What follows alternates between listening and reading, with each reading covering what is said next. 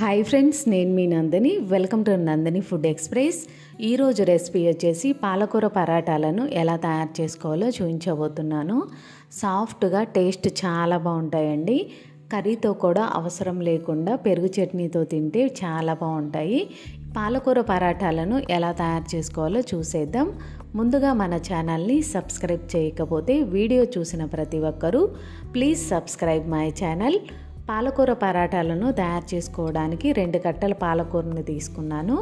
కాడలు మొత్తం తీసేసి ఆకులు మాత్రమే తీసుకోవాలి. పాలకూరను వీలైనంత సన్నగా కట్ చేసి తీసుకోవాలి. చూడండి, ఇలా సన్నగా కట్ చేసుకోవాలి.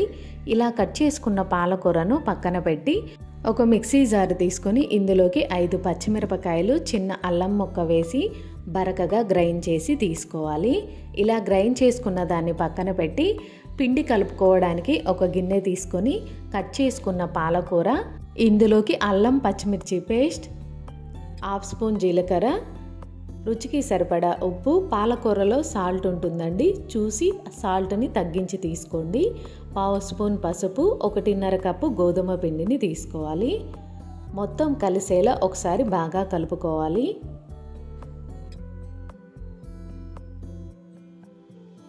కలిసేటట్లు కలుపుకున్న తర్వాత ఇందులోకి కొంచెం కొంచెంగా వాటర్ని వేసుకుంటూ పిండిని చపాతీ పిండిలాగా కలుపుకోవాలి. ఒకేసారి వాటర్ వేసామంటే పిండి లూజ్ అవుతుందండి. కొంచెం కొంచెంగా వేసుకుంటూ కలుపుకోవాలి. ఇందులోకి 2 స్పూన్ల ఆయిల్ని వేసి మరొకసారి పిండిని సాఫ్ట్గా కలుపుకోవాలి.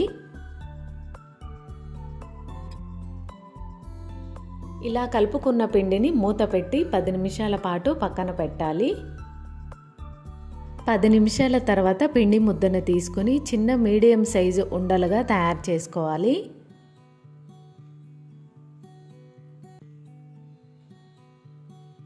ఒక పిండి ముద్దను తీసుకొని చేత్తో రౌండ్ బాల్ లాగా చేసి గోధుమ పిండి చల్లుకుంటూ చపాతీ కర్రతో రోల్ చేసుకోవాలి. పరాటాలు మరీ మందంగా కాకుండా పలచగా కాకుండా మీడియంగా రోల్ చేసుకోవాలి.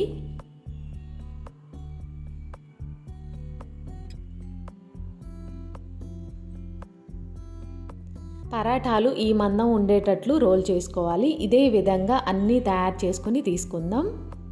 పిండి మొత్తాన్ని పరాటాలుగా తయారు చేసుకున్నాం. వీటిని పక్కన పెట్టి పరాటాలని కాల్చుకోవడానికి స్టవ్ మీద ప్యాన్ పెట్టి ప్యాన్ బాగా వేడైన తర్వాత పరాటాని వేసి ఒకవైపు కాలిన తర్వాత మరొక వైపుకు తిప్పి 2 వైపులా నెయ్యిని అప్లై చేసి పరాటాను దోరగా కాల్చుకోవాలి. స్టవ్ని మీడియం ఫ్లేమ్లోకి అడ్జస్ట్ చేసుకొని పరాటాని కాల్చుకోవాలి. హై ఫ్లేమ్లో పెట్టామంటే సరిగా ఉడకదండి పరాటా. మీడియం ఫ్లేమ్లో పెట్టి దోరగా కాల్చుకోవాలి. పరాటా తయారైపోయింది. ఒక ప్లేట్లోకి తీసుకొని ఇదే విధంగా మిగతా పరాటాలను కూడా కాల్చి ప్లేట్లోకి తీసుకుందాం. పాలకూర పరాటాలు లంచ్ బాక్స్కి పెట్టిన గంటల తరబడి సాఫ్ట్గా ఉంటాయండి, గట్టిపడవు. టేస్ట్ చాలా బాగుంటాయి. తప్పకుండా ట్రై చేయండి. చూసారు కదా పాలకూర పరాటాలని ఎంత సింపుల్గా టేస్టీగా తయారు చేసుకున్నామో. తప్పకుండా ట్రై చేయండి. ట్రై చేసిన తర్వాత మీకు ఎలా వచ్చిందో కామెంట్ రూపంలో తెలియజేయండి. వీడియో నచ్చితే లైక్ చేయండి, షేర్ చేయండి, మీ ఫ్రెండ్స్ అందరికీ ఫార్వర్డ్ చేయండి. మరొక ఈజీ రెసిపీతో మళ్ళీ కలుద్దాం.